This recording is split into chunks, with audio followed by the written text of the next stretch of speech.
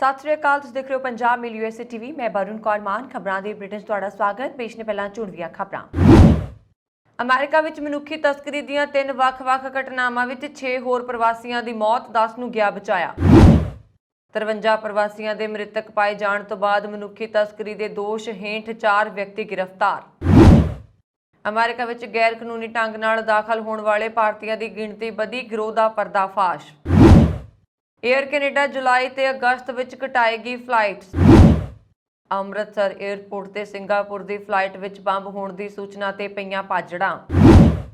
Heathrow ਹਵਾਈ ਅੱਡੇ ਤੋਂ 30 ਉਡਾਣਾਂ ਰੱਦ। ਅਮਰੀਕੀ ਸੁਪਰੀਮ ਕੋਰਟ ਦੀ ਪਹਿਲੀ ਗੈਰ ਗੋਰੀ ਮਹਿਲਾ ਬਣੀ ਜੱਜ। ਯੂਕਰੇਨ ਨੂੰ ਅਮਰੀਕਾ ਤੇ ਬ੍ਰਿਟੇਨ ਦੇਣਗੇ $2 ਅਰਬ ਦੀ ਫੌਜੀ ਮਦਦ। ਬਾਈਡਨ ਨੇ ਕਿਹਾ ਯੁੱਧ ਵਿੱਚ ਰੂਸ ਦੀ ਹਾਰ ਨਿਸ਼ਚਿਤ। ਤੇ ਹੁਣ ਇਹਨਾਂ ਖਬਰਾਂ ਦਾ ਵਿਸਥਾਰ।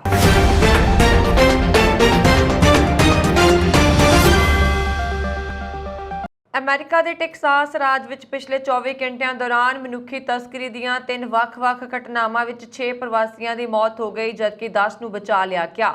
2 ਦਿਨ ਪਹਿਲਾਂ ਸੈਨ ਐਂਟੋਨੀਓ, ਟੈਕਸਾਸ ਵਿੱਚ ਲਾਵਾਰਸ ਖੜੇ ਇੱਕ ਟਰੱਕ ਟ੍ਰੇਲਰ ਵਿੱਚੋਂ ਪ੍ਰਵਾਸੀਆਂ ਦੀਆਂ 53 ਲਾਸ਼ਾਂ ਬਰਾਮਦ ਹੋਈਆਂ ਸਨ।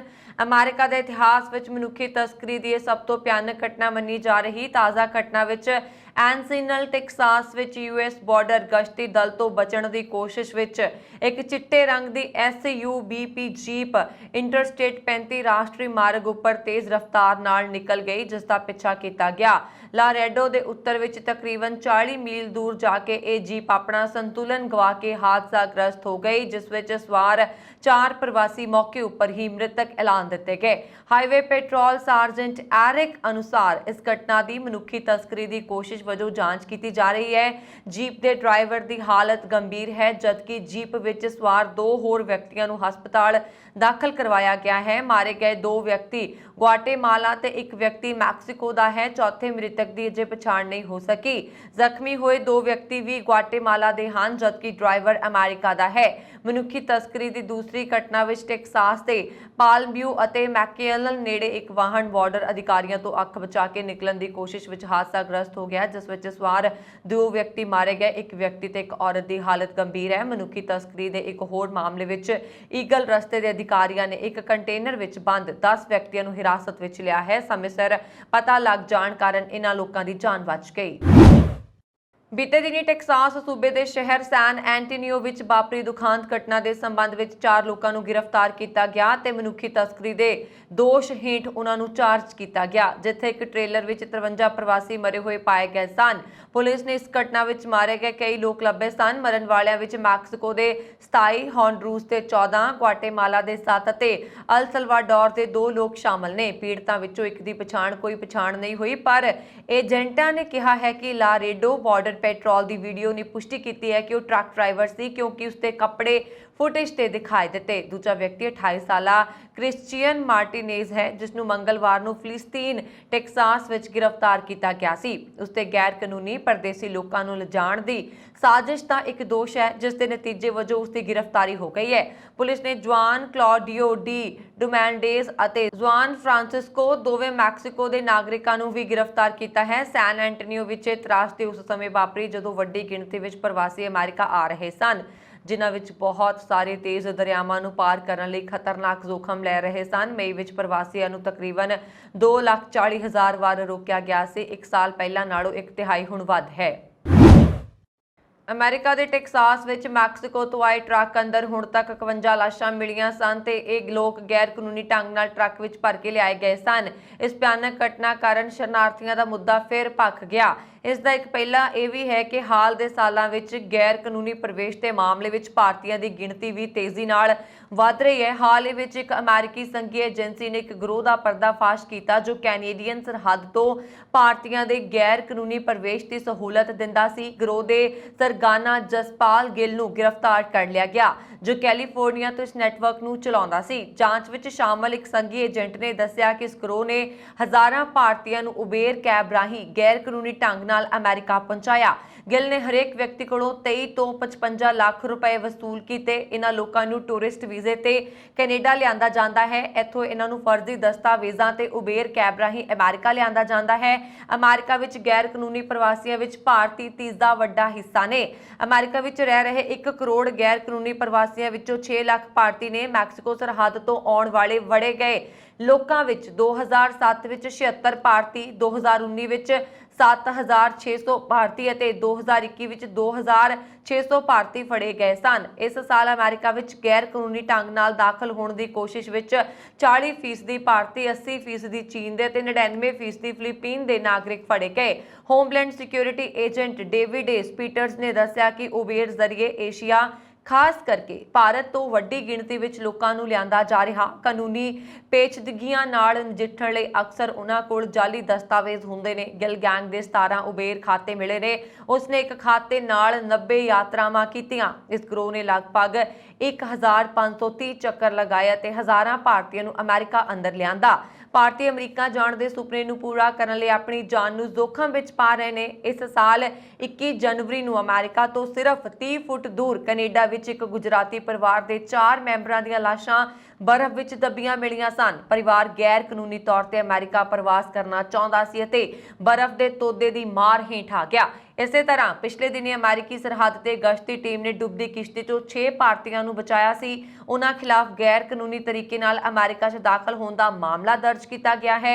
ਦੋਸ਼ੀ ਪਾਏ ਜਾਣ ਤੇ ਉਹਨਾਂ ਨੂੰ 10 ਸਾਲ ਤੱਕ ਦੀ ਸਜ਼ਾ ਹੋ ਸਕਦੀ ਹੈ। ਕਸਟਮ ਟੈਕਸ ਅਤੇ ਬਾਰਡਰ ਪ੍ਰੋਟੈਕਸ਼ਨ ਸਕੁਐਡ ਨੇ ਅਪ੍ਰੈਲ 'ਚ ਕੈਨੇਡਾ ਤੋਂ ਗੈਰ ਕਾਨੂੰਨੀ ਤੌਰ ਤੇ ਆਉਣ ਵਾਲੇ 1197 ਭਾਰਤੀਆਂ ਨੂੰ ਗ੍ਰਿਫਤਾਰ ਕੀਤਾ। ਇਹ ਗਿਣਤੀ ਇਸ ਰੂਟ ਤੇ ਫੜੇ ਗਏ ਕੁੱਲ ਲੋਕਾਂ ਦਾ 13% ਹੈ। ਕੈਨੇਡਾ ਅਮਰੀਕਾ ਵਿੱਚ ਗੈਰ ਕਾਨੂੰਨੀ ਪ੍ਰਵਾਸ ਦਾ ਨਵਾਂ ਗੇਟਵੇ ਬਣ ਰਿਹਾ। ਇੱਕ ਅੰਦਾਜ਼ੇ ਮੁਤਾਬਕ ਇਸ ਰਸਤੇ ਤੋਂ ਗੈਰ ਕਾਨੂੰਨੀ ਢੰਗ ਨਾਲ ਆਉਣ ਵਾਲੇ ਲੋਕਾਂ ਵਿੱਚ 25 ਤੋਂ 30% ਭਾਰਤੀ ਨੇ। ਦਰਅਸਲ ਅਮਰੀਕਾ ਮੈਕਸੀਕੋ ਸਰਹੱਦ ਤੇ ਸਖਤ ਨਿਗਰਾਨੀ ਤੋਂ ਬਾਅਦ ਲੋਕ ਉੱਤਰੀ ਸਰਹੱਦ ਵੱਲ ਖਿੱਚੇ ਗਏ ਨੇ।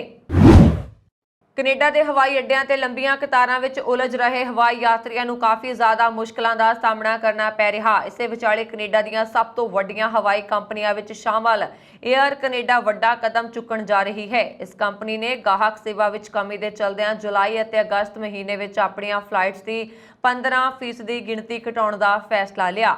ਏਅਰ ਕੈਨੇਡਾ ਦੇ ਪ੍ਰਧਾਨ ਮਾਈਕਲ ਰੂਸੋ ਨੇ ਇੱਕ ਬਿਆਨ ਜਾਰੀ ਕਰਦਿਆਂ ਕਿਹਾ ਕਿ ਮਹਾਮਾਰੀ ਦਾ ਖੌਫ ਘਟਣ ਕਾਰਨ ਯਾਤਰੀਆਂ ਦੀ ਗਿਣਤੀ ਹਵਾਈ ਅੱਡਿਆਂ ਤੇ ਕਾਫੀ ਤੇਜ਼ੀ ਨਾਲ ਵਧੀ ਹੈ। ਇਸ ਕਾਰਨ ਹਵਾਈ ਕੰਪਨੀਆਂ ਨੂੰ ਗਾਹਕ ਸੇਵਾ ਵਿੱਚ ਕਮੀ ਦਾ ਸਾਹਮਣਾ ਕਰਨਾ ਪੈ ਰਿਹਾ। ਇਸ ਲਈ ਜੁਲਾਈ ਅਤੇ ਅਗਸਤ ਮਹੀਨੇ ਵਿੱਚ ਏਅਰ ਕੈਨੇਡਾ ਦੀਆਂ ਫਲਾਈਟਸ ਘਟਾਉਣ ਦਾ ਕੌੜਾ ਘੁੱਟ ਭਰਨਾ ਪੈ ਸਕਦਾ ਹੈ। ਏਅਰ ਕੈਨੇਡਾ ਦੇ ਇੱਕ ਬੁਲਾਰੇ ਨੇ ਦੱਸਿਆ ਕਿ ਜੁਲਾਈ ਅਤੇ ਅਗਸਤ ਮਹੀਨੇ ਵਿੱਚ ਏਅਰ ਕੈਨੇਡਾ ਦੀਆਂ ਪ੍ਰਤੀ ਦਿਨ ਲਗਭਗ 154 ਫਲਾਈਟਸ ਘਟਾਈਆਂ ਜਾਣਗੀਆਂ, ਜਦਕਿ ਮੌਜੂਦਾ ਸਮੇਂ ਇਸ ਕੰਪਨੀ ਦੀਆਂ ਪ੍ਰਤੀ ਦਿਨ ਲਗਭਗ 1000 ਫਲਾਈਟਸ ਚੱਲ ਰਹੀਆਂ ਨੇ। ਫਲਾਈਟਸ ਘਟਾਉਣ ਦਾ ਸਭ ਤੋਂ ਜ਼ਿਆਦਾ ਅਸਰ ਟੋਰਾਂਟੋ ਅਤੇ ਮੌਂਟਰੀਅਲ ਦੇ 에ਅਰਪੋਰਟਸ ਤੇ ਆਉਣ ਜਾਣ ਵਾਲੀਆਂ ਉਡਾਣਾਂ ਤੇ ਪਏਗਾ। ਨਵੀਆਂ ਤਬਦੀਲੀਆਂ ਨਾਲ ਇਨ੍ਹਾਂ ਫਲਾਈਟਸ ਦੀ ਫ੍ਰੀਕੁਐਂਸੀ ਘਟਾ ਦਿੱਤੀ ਜਾਏਗੀ। ਇਸ ਨੂੰ ਮੁੱਢਲੇ ਤੌਰ ਤੇ ਸ਼ਾਮ ਨੂੰ ਅਤੇ ਦੇਰ ਰਾਤ ਚੱਲਣ ਵਾਲੇ ਹਵਾਈ ਕੰਪਨੀ ਦੇ ਛੋਟੇ ਜਹਾਜ਼ਾਂ ਤੇ ਜ਼ਿਆਦਾ ਅਸਰ ਪਏਗਾ। ਪੰਜਾਬ ਦੇ ਅੰਮ੍ਰਿਤਸਰ ਜ਼ਿਲ੍ਹੇ ਦੇ ਸ੍ਰੀ ਗੁਰੂ ਰਾਮਦਾਸ ਜੀ ਅੰਤਰਰਾਸ਼ਟਰੀ ਹਵਾਈ ਅੱਡੇ ਤੇ ਉਸ ਸਮੇਂ ਹਲਚਲ ਮਚ ਗਈ ਜਦੋਂ ਡਾਇਰੈਕਟਰ ਨੂੰ ਸਿੰਗਾਪੁਰ ਤੋਂ ਆਉਣ ਵਾਲੀ ਫਲਾਈਟ ਵਿੱਚ ਬੰਬ ਹੋਣ ਦੀ ਸੂਚਨਾ ਮਿਲੀ। ਡਾਇਰੈਕਟਰ ਨੇ ਤੁਰੰਤ ਸੁਰੱਖਿਆ ਨੂੰ ਅਲਰਟ ਕਰ ਦਿੱਤਾ ਤੇ ਪੁਲਿਸ ਨੂੰ ਵੀ ਸੂਚਿਤ ਕਰ ਦਿੱਤਾ। ਇਸ ਤੋਂ ਬਾਅਦ ਸ਼ਾਮ 6:40 ਤੇ ਅੰਮ੍ਰਿਤਸਰ ਹਵਾਈ ਅੱਡੇ ਤੇ ਉਤਰਨ ਵਾਲੀ ਸਕੂਟ ਫਲਾਈਟ ਨੰਬਰ TR509 ਨੂੰ ਉਤਰਦੇ ਹੀ ਘੇਰ ਲਿਆ ਗਿਆ। ਦੇਰ ਰਾਤ ਤੱਕ ਫਲਾਈਟ ਵਿੱਚ ਸਰਚ ਆਪਰੇਸ਼ਨ ਜਾਰੀ ਰਿਹਾ, ਪਰ ਤਲਾਸ਼ੀ ਵਿੱਚ ਕੁਝ ਨਹੀਂ ਮਿਲਿਆ ਤੇ ਦੇਰ ਰਾਤ ਫਲਾਈਟ ਦੁਬਾਰਾ ਸਿੰਗਾਪੁਰ ਲਈ ਰਵਾਨਾ ਹੋ ਗਈ। ਇਸ ਤੋਂ ਬਾਅਦ ਅੰਦਾਜ਼ਾ ਲਗਾਇਆ ਗਿਆ ਹੈ ਕਿ ਕਿਸੇ ਨੇ ਫਰਜ਼ੀ ਕਾਲ ਕਰਕੇ ਇਹ ਅਫਵਾਹ ਫੈਲਾਈ ਸੀ। ਪੁਲਿਸ ਹੁਣ ਕਾਲ ਕਰਨ ਵਾਲੇ ਦੀ ਭਾਲ ਕਰ ਰਹੀ ਹੈ। ਏਅਰਪੋਰਟ ਅਧਿਕਾਰੀਆਂ ਤੋਂ ਮਿਲੀ ਜਾਣਕਾਰੀ ਮੁਤਾਬਕ ਵੀਰਵਾਰ ਸ਼ਾਮ ਨੂੰ ਡਾਇਰੈਕਟਰ VK ਸੇਠ ਨੂੰ ਦਫ਼ਤਰ ਦੇ ਨੰਬਰ ਤੇ ਕਾਲ ਆਈ। ਫੋਨ ਕਰਨ ਵਾਲੇ ਨੇ ਦੱਸਿਆ ਕਿ ਜਹਾਜ਼ ਵਿੱਚ ਬੰਬ ਹੈ ਜੋ ਕੁਝ ਦੇਰ ਬਾਅਦ ਅੰਮ੍ਰਿਤਸਰ ਏਅਰਪੋਰਟ ਤੇ ਉਤਰਨਾ ਸੀ। ਇਸ ਤੋਂ ਬਾਅਦ ਏਅਰਪੋਰਟ ਡਾਇਰੈਕਟਰ ਨੇ CISF ਦੀ ਐਂਟੀ ਸਪੈਟੋਸ ਟੀਮ ਹਰਕਤ ਵਿੱਚ ਆ ਗਈ ਅਤੇ ਜਿਵੇਂ ਸ਼ਾਮ 6:40 ਤੇ ਫਲਾਈਟ ਲੈਂਡ ਹੋਈ, ਤਲਾਸ਼ੀ ਸ਼ੁਰੂ ਕਰ ਦਿੱਤੀ ਗਈ। ਸੁਰੱਖਿਆ ਲਈ ਡੌਗ ਸਕੁਐਡ ਟੀਮ ਬੁਲਾਈ ਗਈ। ਵਿਸ਼ੇਸ਼ ਜੰਤਰ ਵੀ ਲਿਆਂਦਾ ਗਿਆ ਸੀ ਤਾਂ ਜੋ ਜਹਾਜ਼ ਦੀ ਬਰੀਕੀ ਨਾਲ ਜਾਂਚ ਕੀਤੀ ਜਾ ਸਕੇ। CISF ਟੀਮ ਦੀ ਫਲਾਈਟ ਰਨਵੇ ਦੇ ਇੱਕ ਪਾਸੇ ਖੜੀ ਸੀ। ਇਸ ਤੋਂ ਬਾਅਦ ਯਾਤਰੀਆਂ ਨੂੰ ਸੁਰੱਖਿਅਤ ਉਤਾਰਿਆ ਗਿਆ ਤੇ ਯਾਤਰੀਆਂ ਤੇ ਉਹਨਾਂ ਦੇ ਸਮਾਨ ਦੀ ਚੈਕਿੰਗ ਸ਼ੁਰੂ ਕਰ ਦਿੱਤੀ ਗਈ। ਲੰਡਨ ਦੇ ਹਵਾਈ ਅੱਡੇ ਹੀਥਰੋ ਤੋਂ 30 ਉਡਾਣਾਂ ਰੱਦ ਹੋਣ ਕਾਰਨ ਯਾਤਰੀਆਂ ਨੂੰ ਭਾਰੀ ਪਰੇਸ਼ਾਨੀ ਦਾ ਸਾਹਮਣਾ ਕਰਨਾ ਪੈ ਰਿਹਾ ਹੈ। ਜਾਣਕਾਰੀ ਅਨੁਸਾਰ ਹੀਥਰੋ ਹਵਾਈ ਅੱਡੇ ਤੇ ਲੱਗੀਆਂ ਲੰਬੀਆਂ ਕਤਾਰਾਂ ਦੀਆਂ ਸ਼ਿਕਾਇਤਾਂ ਤੋਂ ਬਾਅਦ ਹਵਾਈ ਕੰਪਨੀਆਂ ਨੂੰ 30 ਉਡਾਣਾਂ ਰੱਦ ਕਰਨ ਬਾਰੇ ਕਿਹਾ ਸੀ। ਹਵਾਈ ਅੱਡੇ ਦੇ ਬੁਲਾਰੇ ਅਨੁਸਾਰ ਯਾਤਰੀਆਂ ਦੀ ਸੁਰੱਖਿਆ ਲਈ ਉਡਾਣਾਂ ਰੱਦ ਕਰਨੀਆਂ ਜ਼ਰੂਰੀ ਸੀ। ਯਾਤਰੀਆਂ ਵਿੱਚ ਇਸ ਗੱਲ ਨੂੰ ਲੈ ਕੇ ਵੀ ਰੋਸ ਹੈ ਕਿ ਉਹਨਾਂ ਨੂੰ ਅਗਾਊਂ ਜਾਣਕਾਰੀ ਦਿੱਤੇ ਬਿਨਾਂ ਹੀ ਅਚਾਨਕ ਉਡਾਣਾਂ ਰੱਦ ਕਰ ਦਿੱਤੀਆਂ ਗਈਆਂ। ਹਵਾਈ ਅੱਡੇ ਦੇ ਬੁਲਾਰੇ ਨੇ ਕਿਹਾ ਕਿ ਪ੍ਰਭਾਵਿਤ ਯਾਤਰੀਆਂ ਨੂੰ ਦੁਬਾਰਾ ਬੁਕਿੰਗ ਕਰਨ ਲਈ ਹਵਾਈ ਕੰਪਨੀਆਂ ਨਾਲ ਮਿਲ ਕੇ ਕੰਮ ਕਰ ਰਹੇ ਨੇ। ਅਮਰੀਕਾ ਵਿੱਚ ਕੇਤਨ ਜੀ ਬ੍ਰਾਊਨ ਜੈਕਸਨ ਨੇ ਸੁਪਰੀਮ ਕੋਰਟ ਦੇ ਜੱਜ ਵਜੋਂ ਸਹੁੰ ਚੁੱਕੀ ਹੈ। ਇਸ ਦੇ ਨਾਲ ਹੀ ਉਹ ਦੇਸ਼ ਦੀ ਚੋਟੀ ਦੀ ਅਦਾਲਤ ਵਿੱਚ ਪਹਿਲੀ ਗੈਰ ਗੋਰੀ ਮਹਿਲਾ ਜੱਜ ਵੀ ਬਣ ਗਈ ਹੈ। 51 ਸਾਲਾ ਜੈਕਸਨ ਅਦਾਲਤ ਦੀ 116ਵੀਂ ਜੱਜ ਹੈ ਅਤੇ ਉਹਨਾਂ ਨੇ ਵੀਰਵਾਰ ਨੂੰ ਉਸ ਜੱਜ ਦੀ ਥਾਂ ਲਈ ਜਿਸ ਦੇ ਲਈ ਉਹਨਾਂ ਨੇ ਕਦੇ ਕੰਮ ਕੀਤਾ ਸੀ। ਜਸਟਿਸ ਸਟੀਫਨ ਬ੍ਰੇਅਰ ਅੱਜ ਸੇਵਾ ਮੁਕਤ ਹੋ ਗਏ। ਕੁਝ ਦੇਰ ਬਾਅਦ ਜੈਕਸਨ ਨੇ ਸੁਪਰੀਮ ਕੋਰਟ ਦੇ ਜੱਜਾਂ ਲਈ ਲੋੜੀਂਦੀਆਂ 2 ਸਹੁੰ ਚੁੱਕੀਆਂ, ਇੱਕ ਬ੍ਰੇਅਰ ਦੁਆਰਾ ਜਦਕਿ ਦੂਜੀ ਚੀਫ ਜਸਟਿਸ ਜੌਨ ਰੌਬਰਟ ਵੱਲੋਂ ਦਿਵਾਈ ਗਈ। ਅਦਾਲਤ ਵੱਲੋਂ ਇੱਕ ਜਾਰੀ ਬਿਆਨ ਵਿੱਚ ਜੈਕਸਨ ਨੇ ਕਿਹਾ ਕਿ ਮੈਂ ਦਿਲੋਂ ਅਮਰੀਕਾ ਦੇ ਸੰਵਿਧਾਨ ਦਾ ਸਮਰਥਨ ਕਰਨ ਅਤੇ ਰੱਖਿਆ ਕਰਨ ਅਤੇ ਬਿਨਾਂ ਕਿਸੇ ਡਰ ਜਾਂ ਪੱਖ ਦੇ ਨਿਆਂ ਕਰਨ ਦੀ ਗੰਭੀਰ ਜ਼ਿੰਮੇਵਾਰੀ ਸਵੀਕਾਰ ਕਰਦੀ ਹਾਂ। ਇਸ ਲਈ ਪਰਮਾਤਮਾ ਮੇਰੀ ਮਦਦ ਕਰੇ। ਮੈਂ ਆਪਣੇ ਸਾਰੇ ਨਵੇਂ ਸਹਿਯੋਗੀਆਂ ਦਾ ਨਿੱਘਾ ਸਵਾਗਤ ਕਰਦੇ ਹੋਏ ਦਿਲੋਂ ਧੰਨਵਾਦ ਕਰਦੀ ਹਾਂ। ਰੂਸ ਦੇ ਮੁਕਾਬਲੇ ਯੂਕਰੇਨ ਨਾਲ ਮਜ਼ਬੂਤੀ ਨਾਲ ਖੜਾ ਬ੍ਰਿਟੇਨ ਉਸ ਨੂੰ 1 ਅਰਬ ਪਾਉਂਡ ਦੀ ਫੌਜੀ ਮਦਦ ਦੇਗਾ। ਬ੍ਰਿਟਿਸ਼ ਸਰਕਾਰ ਨੇ ਕਿਹਾ ਹੈ ਕਿ ਪੱਛਮੀ ਦੇਸ਼ਾਂ ਲਈ ਰੂਸ ਸਭ ਤੋਂ ਵੱਡਾ ਖਤਰਾ ਹੈ। ਮੈਡਰਿਡ ਵਿੱਚ ਅਮਰੀਕਾ ਦੇ ਰਾਸ਼ਟਰਪਤੀ ਜੋ ਬਾਈਡਨ ਨੇ ਯੂਕਰੇਨ ਨੂੰ 80 ਕਰੋੜ ਡਾਲਰ ਦੀ ਨਵੀਂ ਫੌਜੀ ਸਹਾਇਤਾ ਦੇਣ ਦਾ ਵੀ ਐਲਾਨ ਕੀਤਾ ਸੀ। ਮੈਡਰਿਡ ਵਿੱਚ ਬ੍ਰਿਟਿਸ਼ ਪ੍ਰਧਾਨ ਮੰਤਰੀ ਬੋਰਿਸ ਜੌਨਸਨ ਨੇ ਵੀ ਕਿਹਾ ਕਿ ਇਸ ਨਵੀਂ ਸਹਾਇਤਾ ਨਾਲ ਯੂਕਰੇਨੀ ਫੌਜ ਦੀ ਸਮਰੱਥਾ ਵਧੇਗੀ ਅਤੇ ਉਹ ਹੋਰ ਬਿਹਤਰ ਤਰੀਕੇ ਨਾਲ ਰੂਸੀ ਫੌਜ ਦਾ ਮੁਕਾਬਲਾ ਕਰ ਸਕੇਗੀ। ਪੁਤਿਨ ਨੂੰ ਹਰਾਉਣ ਲਈ ਯੂਕਰੇਨ ਨਾਲ ਅਸੀਂ ਇਸੇ ਤਰ੍ਹਾਂ ਖੜੇ ਰਹਿਣਗੇ। ਹੁਣ ਤੱਕ ਬ੍ਰਿਟੇਨ ਨੇ ਯੂਕਰੇਨ ਨੂੰ ਕੁੱਲ 3 ਅਰਬ ਪਾਉਂਡ ਦੀ ਫੌਜ ਹੋਰ ਆਰਥਿਕ ਮਦਦ ਦਿੱਤੀ ਹੈ। ਇਸੇ ਤਰ੍ਹਾਂ ਬ੍ਰਿਟੇਨ ਅਮਰੀਕਾ ਦੇ ਬਾਅਦ ਯੂਕਰੇਨ ਨੂੰ ਸਭ ਤੋਂ ਵੱਧ ਸਹਾਇਤਾ ਦੇਣ ਵਾਲਾ ਦੇਸ਼ ਬਣ ਗਿਆ। ਨਾਟੋ ਸਮਿਟ ਦੇ ਆਖਰੀ ਦਿਨ ਅਮਰੀਕਾ ਦੇ ਰਾਸ਼ਟਰਪਤੀ ਬਾਈਡਨ ਨੇ ਯੂਕਰੇਨ ਨੂੰ 80 ਕਰੋੜ ਡਾਲਰ ਦੀ ਵਾਧੂ ਫੌਜੀ ਸਹਾਇਤਾ ਦੇਣ ਦਾ ਐਲਾਨ ਕੀਤਾ। ਇਸ ਸਹਾਇਤਾ ਤਹਿਤ ਯੂਕਰੇਨ ਨੂੰ ਜਲਦ ਆਧੁਨਿਕ ਹਥਿਆਰਾਂ ਦਾ ਜ਼ਖੀਰਾ ਮੁਹੱਈਆ ਕਰਵਾਇਆ ਜਾਏਗਾ। ਇਨ੍ਹਾਂ ਹਥਿਆਰਾਂ ਨਾਲ ਯੂਕਰੇਨ ਬਿਹਤਰ ਤਰੀਕੇ ਨਾਲ ਰੂਸੀ ਫੌਜ ਨਾਲ ਲੜ ਸਕੇਗਾ। ਇਸ ਸਹਾਇਤਾ ਵਿੱਚ ਆਧੁਨਿਕ air defence system, counter battery, radar ਤੇ ਦੂਰ ਤੱਕ ਮਾਰ ਕਰਨ ਵਾਲੇ ਰਾਕੇਟ ਸਿਸਟਮ ਹੋਣਗੇ। 24 ਫਰਵਰੀ ਨੂੰ ਯੂਕਰੇਨ ਤੇ ਰੂਸੀ ਹਮਲੇ ਦੀ ਸ਼ੁਰੂਆਤ ਦੇ ਬਾਅਦ ਤੋਂ ਅਮਰੀਕਾ ਦਾ ਇਹ 14ਵਾਂ ਫੌਜੀ ਸਹਾਇਤਾ ਪੈਕੇਜ ਹੈ। ਇਨ੍ਹਾਂ ਪੈਕੇਜਾਂ ਵਿੱਚ ਅਮਰੀਕਾ ਨੇ ਲਗਭਗ 7 ਅਰਬ ਡਾਲਰ ਦੇ ਹਥਿਆਰ ਯੂਕਰੇਨ ਨੂੰ ਦਿੱਤੇ ਨੇ।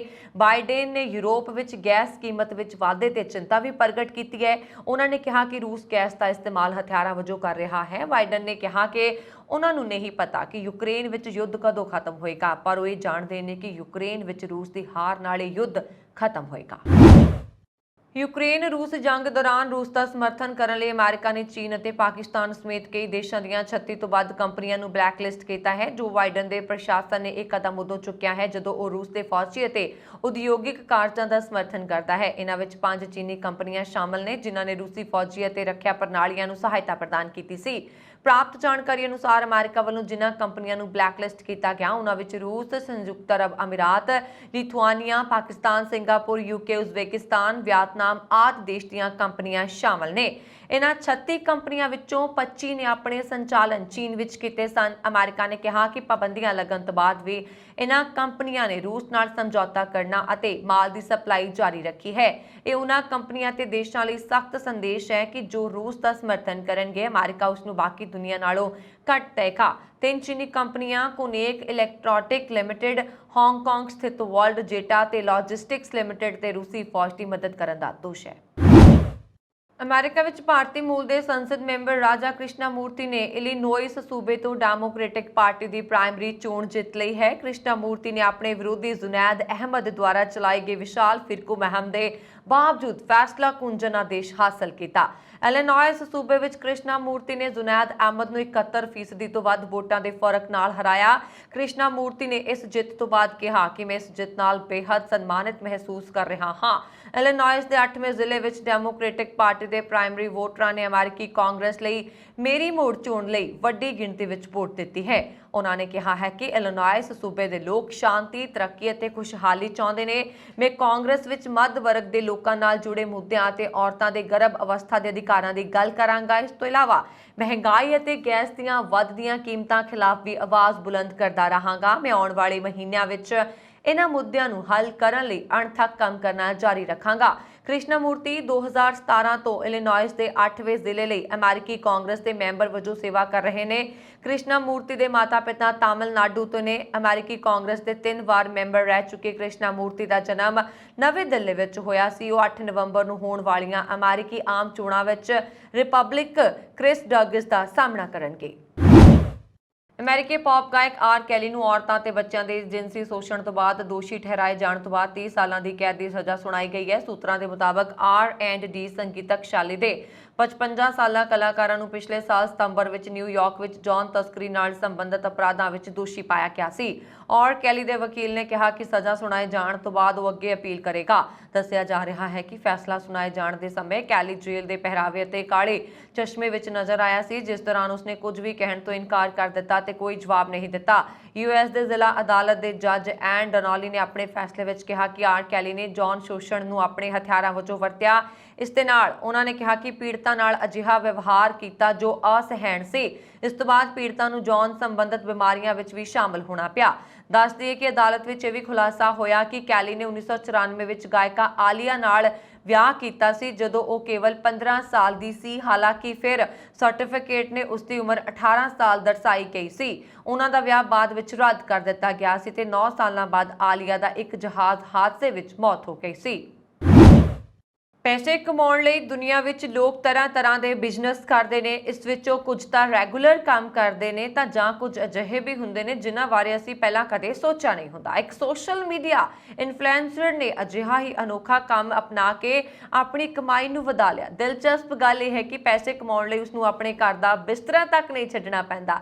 ਜੈਕੀ ਬੌਮਮ ਨਾਂ ਦੇ ਸੋਸ਼ਲ ਮੀਡੀਆ ਇਨਫਲੂਐਂਸਰ ਦਾ ਦਾਅਵਾ ਹੈ ਕਿ ਲੋਕ ਉਸਨੂੰ ਨੀਂਦ ਤੋਂ ਜਗਾਉਂਦੇ ਨੇ, ਜਿਸ ਦੇ ਬਦਲੇ ਉਹ ਪੈਸਾ ਕਮਾ ਰਿਹਾ ਹੈ। ਸੋਸ਼ਲ ਮੀਡੀਆ ਇਨਫਲੂਐਂਸਰ ਨੇ ਅਜੀਬੋ-ਗਰੀਬ ਆਈਡੀਆ ਅਪਣਾਇਆ ਤੇ ਹੁਣ ਉਹ ਆਪਣੇ ਬਿਸਤਰੇ ਤੇ ਲੇਟੇ-ਲੇਟੇ ਲੋਕਾਂ ਨੂੰ ਪਰੇਸ਼ਾਨ ਕਰਨ ਨੂੰ ਕਹਿੰਦਾ ਹੈ ਤੇ ਇਸ ਕੰਮ ਦੇ ਬਦਲੇ ਉਹ $28,000 ਭਾਰਤੀ ਕਰੰਸੀ 26 ਲੱਖ ਰੁਪਏ ਕਮਾਉਂਦਾ ਹੈ। ਜੇਕਰ ਸਿੱਧੇ ਤੌਰ ਤੇ ਕਿਹਾ ਜਾਵੇ ਤਾਂ ਜੈਕੀ ਬਹੀਮ ਨੂੰ ਆਪਣੇ ਅਲਾਰਮ ਸਿਸਟਮ ਰਾਹੀਂ ਲੱਖਾਂ ਦਾ ਮੁਨਾਫਾ ਮਿਲ ਰਿਹਾ। ਉਸਨੇ ਆਪਣੇ ਪੂਰੇ ਬੈਡਰੂਮ ਨੂੰ ਲੇਜ਼ਰ ਸਪੀਕਰ, ਬਬਲ ਮਸ਼ੀਨ ਅਤੇ ਅਜਿਹੀਆਂ ਹੀ ਬਹੁਤ ਸਾਰੀਆਂ ਚੀਜ਼ਾਂ ਨਾਲ ਭਰ ਦਿੱਤਾ ਹੈ ਜੋ ਕਿਸੇ ਦੀ ਨੀਂਦ ਤੋੜਨ ਦਾ ਕੰਮ ਕਰ ਸਕਦੀਆਂ ਨੇ। ਇਸ ਤੋਂ ਬਾਅਦ ਇੰਟਰੈਕਟਿਵ ਲਾਈਵ ਸਟ੍ਰੀਮ ਰਾਹੀਂ ਦਰਸ਼ਕ ਬਹੀਮ ਦੇ ਬੈਡਰੂਮ ਵਿੱਚ ਰੱਖੇ ਡਿਵਾਈਸ ਨੂੰ ਕੰਟਰੋਲ ਕਰ ਸਕਦੇ ਨੇ। ਬਹੀਮ ਆਪਣੇ ਕੁਝ ਫਾਲੋਅਰਸ ਨੂੰ ਕੁਝ ਪੈਸਿਆਂ ਦੇ ਬਦਲੇ ਉਸ ਨੂੰ ਜਗਾਉਣ ਲਈ ਉਤਸ਼ਾਹਿਤ ਕਰਦਾ ਹੈ। ਜੈਕੀ ਬਹੀਮ ਦੇ 5.2 ਲੱਖ ਤੋਂ ਜ਼ਿਆਦਾ ਫਾਲੋਅਰਸ ਨੇ। ਜੈਕੀ ਬਹੀਮ ਵੱਲੋਂ ਦਿੱਤਾ ਗਿਆ ਕੰਮ ਸਧਾਰਨ ਹੁੰਦਾ ਹੈ। ਬਹੀਮ ਆਪਣੇ ਫਾਲੋਅਰਸ ਨੂੰ ਖੁਦ ਨੂੰ ਜਗਾਉਣ ਲਈ ਉਤਸ਼ਾਹਿਤ ਕਰਦਾ ਹੈ। ਇਸ ਦੇ ਲਈ ਉਹ ਕਿਸੇ ਵੀ ਅਲਾਰਮ ਜਾਂ ਕਿਸੇ ਵੀ ਗੀਤ ਦੀ ਵਰਤੋਂ ਕਰ ਸਕਦੇ ਨੇ। ਉਸਦੇ ਫਾਲੋਅਰਸ ਉਸ ਨੂੰ ਇਸ ਕੰਮ ਲਈ ਪੈਸੇ ਦਿੰਦੇ ਨੇ। ਪੰਜਾਬ ਵਿਧਾਨ ਸਭਾ ਸੈਸ਼ਨ ਦਾ ਆਖਰੀ ਦਿਨ ਸੀ। ਇਸ ਦੌਰਾਨ ਇਤਿਹਾਸਕ ਫੈਸਲਾ ਲੈਂਦਿਆਂ ਵਿਧਾਨ ਸਭਾ ਵਿੱਚ ਇੱਕ ਵਿਧਾਇਕ ਇੱਕ ਪੈਨਸ਼ਨ ਦਾ ਮਤਾ ਪਾਸ ਕਰ ਦਿੱਤਾ ਗਿਆ। ਇਹ ਮਤਾ ਮੁੱਖ ਮੰਤਰੀ ਭਗਵੰਤ ਮਾਨ ਵੱਲੋਂ ਪਾਸ ਕੀਤਾ ਗਿਆ। ਸੀਐਮ ਮਾਨ ਦੀ ਅਗਵਾਈ ਵਾਲੀ ਸਰਕਾਰ ਨੇ ਇਸ ਤੋਂ ਪਹਿਲਾਂ ਇੱਕ ਵਿਧਾਇਕ ਇੱਕ ਪੈਨਸ਼ਨ ਦਾ ਆਰਡੀਨੈਂਸ ਪਾਸ ਕੀਤਾ। ਮੰਤਰੀ ਮੰਡਲ ਦੀ ਮਨਜ਼ੂਰੀ ਮਿਲਣ ਤੋਂ ਬਾਅਦ ਇਸ ਨੂੰ ਰਾਜਪਾਲ ਕੋਲ ਭੇਜ ਦਿੱਤਾ ਗਿਆ। ਹਾਲਾਂਕਿ ਰਾਜਪਾਲ BL ਪੁਰੋਹਿਤ ਨੇ ਇਸ ਨੂੰ ਵਾਪਸ ਕਰ ਦਿੱਤਾ। ਸਰਕਾਰ ਨੂੰ ਇਸ ਨੂੰ ਵਿਧਾਨ ਸਭਾ ਵਿੱਚ ਪਾਸ ਕਰਵਾ ਕੇ ਭੇਜਣ ਲਈ ਕਿਹਾ ਗਿਆ। ਸਰਕਾਰ ਦਾ ਦਾਅਵਾ ਇਹ ਹੈ ਕਿ ਇਸ ਨਾਲ ਸਾਲਾਨਾ 19.53 ਕਰੋੜ ਦੀ ਬਚਤ ਹੋਏਗੀ। ਇਸ ਬਿੱਲ ਦੇ ਲਾਗੂ ਹੋਣ ਤੋਂ ਬਾਅਦ ਕੋਈ ਨੇਤਾ ਜਿੰਨੀ ਵਾਰ ਵੀ ਵਿਧਾਇਕ ਬਣੇਗਾ ਉਸ ਨੂੰ ਉਸੇ ਮਿਆਦ ਦੀ ਪੈਨਸ਼ਨ ਮਿਲੇਗੀ। ਇਸ ਤੋਂ ਇਲਾਵਾ ਵਿਧਾਨ ਸਭਾ ਵਿੱਚ ਅੱਜ ਅਗਨੀਪਥ ਸਕੀਮ ਖਿਲਾਫ ਵੀ ਮਤਾ ਪਾਸ ਕੀਤਾ ਗਿਆ ਸੀ। ਮੁੱਖ ਮੰਤਰੀ ਮਾਨ ਨੇ ਅਗਨੀਪਥ ਸਕੀਮ ਖਿਲਾਫ ਕੇਂਦਰ ਤੇ ਹਮਲਾ ਬੋਲਿਆ। ਉਹਨਾਂ ਨੇ ਕਿਹਾ ਕਿ ਇਹ ਸਕੀਮ ਇੰਨੀ ਹੀ ਚੰਗੀ ਹੈ ਤਾਂ ਭਾਜਪਾ ਵਾਲੇ ਪਹਿਲਾਂ ਆਪਣੇ ਮੁੰਡਿਆਂ ਨੂੰ ਅਗਨੀਵੀਰ ਬਣਾਉਣ। ਸੀਐਮ ਮਾਨ ਨੇ ਅਗਨੀਵੀਰਾਂ ਨੂੰ ਪੜ੍ਹਾਈ ਕਰਵਾਉਣ ਦੇ ਬਿਆਨ ਤੇ ਕਿਹਾ ਕਿ ਇੰਨੇ ਛੋਟੇ ਸਮੇਂ ਤੋਂ ਪੜ੍ਹਾਈ ਕਦੋਂ ਕਰੇਗਾ। ਇੱਕ ਹੱਥ ਵਿੱਚ ਹਥਿਆਰ ਤੇ ਦੂਜੇ 'ਚ ਕਿਤਾਬ ਰੱਖੇਗਾ। ਸ਼ੇਖ ਚਿੱਲੀ ਦੇ ਸੁਪਨੇ ਨਾ ਦਿਖਾਓ। ਉਹਨਾਂ ਨੇ ਕਿਹਾ ਕਿ ਕਿਰਾਏ ਤੇ ਰੱਖਣ ਦੀ ਤਿਆਰੀ ਕੀਤੀ ਜਾ ਰਹੀ ਹੈ। ਉਹਨਾਂ ਨੇ ਪੁੱਛਿਆ ਕਿ ਜੇਕਰ ਰਿਟਾਇਰਮੈਂਟ ਵਿੱਚ 3 ਮਹੀਨੇ ਰਹਿ ਗਏ ਤਾਂ ਲੜਾਈ ਲੱਗ ਗਈ ਤਾਂ ਕਿ ਉਹ ਜੰਗ ਲੜੇਗਾ। ਜੇਕਰ ਜਵਾਨ ਸ਼ਹੀਦ ਹੋ ਗਿਆ ਤਾਂ ਉਸ ਲਈ ਕੋਈ ਸਹੂਲਤ ਤਾਂ ਨਹੀਂ ਮਿਲੇਗੀ। ਇਸ ਤੋਂ ਇਲਾਵਾ ਵਿਧਾਨ ਸਭਾ ਦੇ ਡਿਪਟੀ ਸਪੀਕਰ ਦੀ ਚੋਣ ਵੀ ਕੀਤੀ ਗਈ। ਕੈਨੇਡਾ ਵਾਸੀਆਂ ਨੂੰ ਚੌਥਾ ਟੀਕਾ ਲਗਵਾਉਣ ਦੀ ਸਿਫਾਰਿਸ਼ ਦਰਮਿਆਨ ਫੈਡਰਲ ਸਰਕਾਰ ਨੇ ਆਵਾਜਾਈ ਬੰਦਿਸ਼ਾਂ 30 ਸਤੰਬਰ ਤੱਕ ਵਧਾਉਣ ਦਾ ਐਲਾਨ ਕਰ ਦਿੱਤਾ, ਜਿਸ ਦਾ ਸਿੱਧਾ ਮਤਲਬ ਹੈ ਕਿ ਅਨਵੈਕਸੀਨੇਟਡ ਵਿਦੇਸ਼ੀ ਨਾਗਰਿਕ ਮੁਲਕ ਵਿੱਚ ਦਾਖਲ ਨਹੀਂ ਹੋ ਸਕਣਗੇ, ਜਦਕਿ ਅਨਵੈਕਸੀਨੇਟਡ ਕੈਨੇਡੀਅਨ ਨਾਗਰਿਕਾਂ ਜਾਂ ਪਰਮਨੈਂਟ ਰੈਜ਼ੀਡੈਂਟਸ ਨੂੰ ਵਿਦੇਸ਼ ਤੋਂ ਪਰਤਣ ਮਗਰੋਂ 14 ਦਿਨ ਕੁਆਰੰਟਾਈਨ ਰਹਿਣਾ ਹੋਏਗਾ। ਟੀਕਾਕਰਨ ਬਾਰੇ ਨੈਸ਼ਨਲ ਐਡਵਾਈਜ਼ਰੀ ਕਮੇਟੀ ਨੇ ਕਿਹਾ ਕਿ ਆਉਂਦੀ ਪਤਝੜ ਰੁੱਤ ਵਿੱਚ ਕੋਰੋਨਾ ਦੀ ਇੱਕ ਲਹਿਰ ਆ ਸਕਦੀ ਹੈ, ਜਿਸ ਨੂੰ ਦੇਖਦਿਆਂ ਬੂਸਟਰ ਡੋਜ਼ ਲਗਵਾ ਲੈਣੀ ਚਾਹੀਦੀ ਹੈ। ਕੈਨੇਡਾ ਦੇ ਬ੍ਰਦਰਜ਼ ਕੀਪਰਜ਼ ਗਿਰੋਹ ਨਾਲ ਸੰਬੰਧਿਤ ਹਰਪ੍ਰੀਤ ਸਿੰਘ ਧਾਲੀਵਾਲ ਦੀ ਹੱਤਿਆ ਦੇ ਮਾਮਲੇ ਵਿੱਚ 53 ਸਾਲ ਦੇ ਫਰਾਂਸਵਾ जोसेफ गोथियर ने अपना अपराध कबूल कर लिया ਅਤੇ ਅਦਾਲਤ ਨੇ ਉਸ ਨੂੰ ਉਮਰ ਕੈਦ ਦੀ ਸਜ਼ਾ ਸੁਣਾਈ ਹੈ। BC ਦੀ ਸੁਪਰੀਮ ਕੋਰਟ ਵੱਲੋਂ ਸੁਣਾਏ ਫੈਸਲੇ ਮੁਤਾਬਕ ਗੋਥੀਅਰ 20 ਸਾਲ ਤੱਕ ਪੈਰੋਲ ਦਾ ਹੱਕਦਾਰ ਨਹੀਂ ਹੋਏਗਾ। ਅਦਾਲਤੀ ਦਸਤਾਵੇਜ਼ਾਂ ਮੁਤਾਬਕ 17 ਅਪ੍ਰੈਲ 2021 ਦੀ ਵਾਰਦਾਤ ਦੌਰਾਨ ਫਰਾਂਸਵਾ ਨੇ 31 ਸਾਲ ਦੇ ਹਰਪ੍ਰੀਤ ਸਿੰਘ ਉਰਫ ਹਰਬ ਤਾਲੀਬਾਲ ਨੂੰ ਸਾਇਲੈਂਸਰ ਵਾਲੀ ਸੈਮੀ ਆਟੋਮੈਟਿਕ ਹੈਂਡ ਗਨ ਨਾਲ 10 ਗੋਲੀਆਂ ਮਾਰੀਆਂ ਅਤੇ ਉਸ ਦੀ ਮੌਕੇ ਤੇ ਮੌਤ ਹੋ ਗਈ। ਹੁਣ ਤੱਕ ਇਸ ਕਤਲ ਦਾ ਮਕਸਦ ਸਾਹਮਣੇ ਨਹੀਂ ਆ ਸਕਿਆ। ਕੈਨੇਡਾ ਵਿੱਚ ਮੰਗਲਵਾਰ ਨੂੰ ਇੱਕ ਬੈਂਕ ਵਿੱਚ ਹੋਈ ਗੋਲੀਬਾਰੀ ਵਿੱਚ ਪੁਲਿਸ ਨੇ 2 ਬੰਦੂਕਧਾਰੀਆਂ ਨੂੰ ਢੇਰ ਕਰ ਦਿੱਤਾ। ਇਹ ਘਟਨਾ ਬ੍ਰਿਟਿਸ਼ ਕੋਲੰਬੀਆ ਵਿੱਚ ਸਥਿਤ ਬੈਂਕ ਆਫ ਮੌਂਟਰੀਅਲ ਵਿੱਚ ਹੋਈ। ਇਸ ਗੋਲੀਬਾਰੀ ਵਿੱਚ 6 ਪੁਲਿਸ ਮੁਲਾਜ਼ਮ ਵੀ ਜ਼ਖਮੀ ਹੋਏ। ਪੁਲਿਸ ਮੁਤਾਬਕ ਕੈਨੇਡਾ ਦੇ ਸਾਨਿਚ ਸਥਿਤ ਬੈਂਕ ਆਫ ਮੌਂਟਰੀਅਲ ਵਿੱਚ ਮੰਗਲਵਾਰ ਨੂੰ ਗੋਲੀਬਾਰੀ ਦੀ ਸੂਚਨਾ ਮਿਲੀ ਸੀ, ਜਿਸ ਤੋਂ ਬਾਅਦ ਪੁਲਿਸ 11 ਵਜੇ ਤੱਕ ਬੈਂਕ ਪਹੁੰਚ ਗਈ। ਤੁਹਾਨੂੰ ਦੱਸ ਦਈਏ ਕਿ ਜਿਸ ਜਗ੍ਹਾ ਤੇ ਬੈਂਕ ਸਥਿਤ ਹੈ ਉੱਥੇ ਅਮਰੀਕਾ ਦੇ ਵਾਸ਼ਿੰਗਟਨ ਦੀ ਸਰਹੱਦ ਲੱਗਦੀ ਹੈ। ਪੁਲਿਸ ਮੁਤਾਬਕ ਬੈਂਕ ਨੇੜੇ ਭਾਰੀ ਪੁਲਿਸ ਤਾਇਨਾਤ ਕੀਤੀ ਗਈ ਸੀ। ਅਪਰਾਧੀਆਂ ਦੀ ਗੱਡੀ ਬੈਂਕ ਦੇ ਕੋਲ ਖੜੀ ਸੀ, ਜਿਸ ਵਿੱਚ ਵਿਸਫੋਟਕ ਹੋਣ ਦੀ ਖਬਰ ਮਗਰੋਂ ਆਸ-ਪਾਸ ਦੇ ਇਲਾਕੇ ਖਾਲੀ ਕਰਵਾ ਲਏ ਗਏ।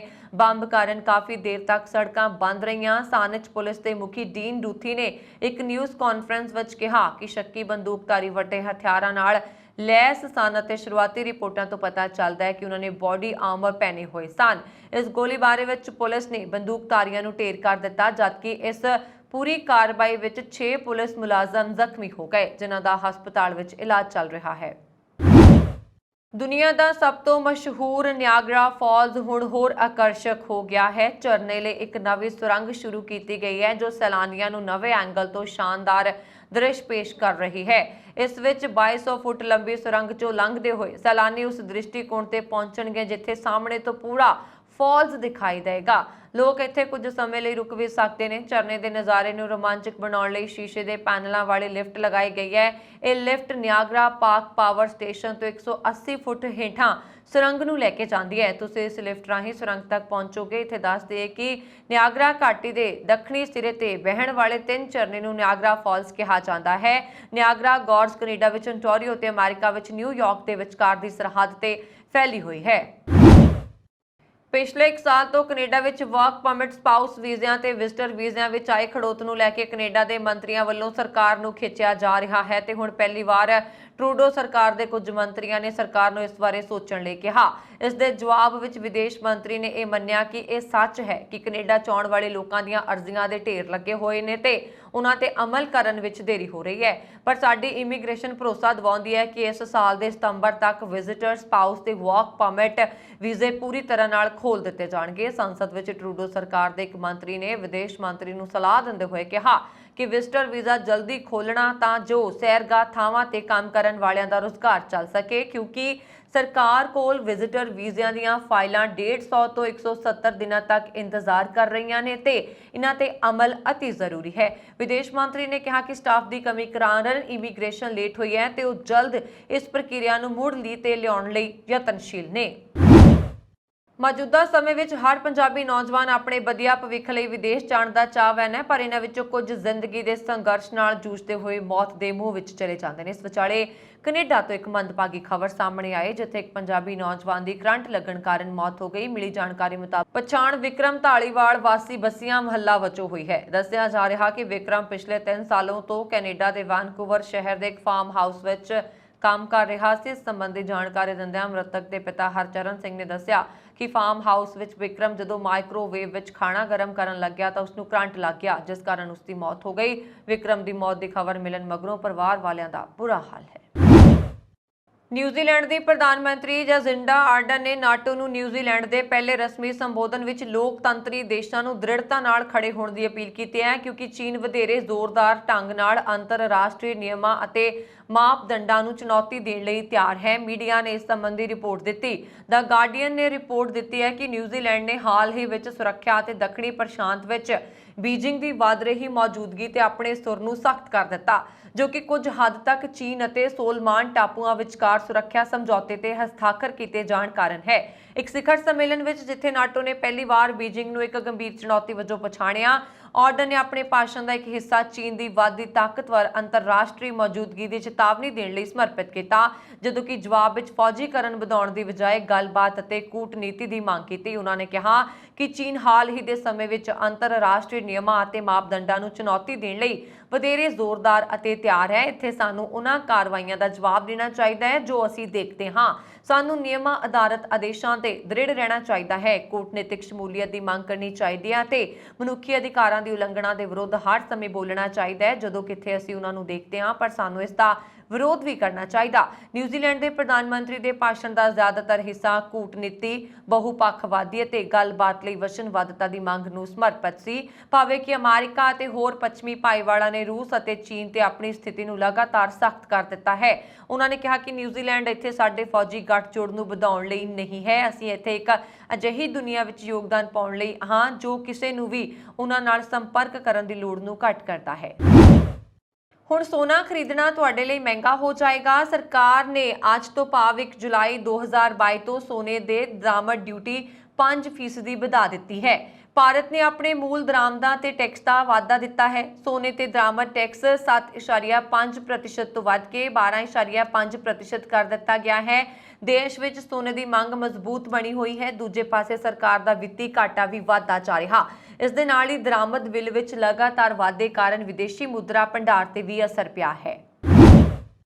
23 ਸਾਲਾ ਸਿਮਰਨਜੀਤ ਕੌਰ ਪੈਰਿਸ ਵਿੱਚ ਹੋਏ ਤੀਰਅੰਦਾਜ਼ੀ ਵਿਸ਼ਵ ਕੱਪ 2022 ਵਿੱਚ ਚਾਂਦੀ ਦਾ ਮੈਡਲ ਜਿੱਤ ਕੇ ਦੇਸ਼ ਦਾ ਨਾਮ ਰੌਸ਼ਨ ਕਰਨ ਵਿੱਚ ਕਾਮਯਾਬ ਰਹੇ।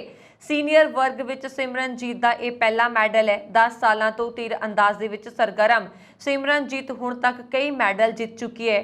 ਗੁਰੂ ਹਰਗੋਬਿੰਦ ਖਾਲਸਾ ਕਾਲਜ ਗੁਰੂਸਰ ਸੁਧਾਰ ਤੋਂ ਗ੍ਰੈਜੂਏਸ਼ਨ ਕਰਨ ਵਾਲੀ ਸਿਮਰਨਜੀਤ ਮੂਲ ਰੂਪ ਵਿੱਚ ਅਬੋਹਰ ਦੀ ਰਹਿਣ ਵਾਲੀ ਹੈ। ਇਸ ਜਿੱਤ ਦਾ ਸਿਹਰਾ ਆਪਣੇ ਪਿਤਾ ਨੂੰ ਦਿੰਦੇ ਹੋਏ ਉਸ ਦਾ ਕਹਿਣਾ ਹੈ ਕਿ ਪਿਤਾ ਗੁਰਜੀਤ ਸਿੰਘ ਸੰਧੂ ਦੀ ਬਦੌਲਤ ਹੀ ਮੈਂ ਇਸ ਮੁਕਾਮ ਤੇ ਪਹੁੰਚੀ ਹਾਂ।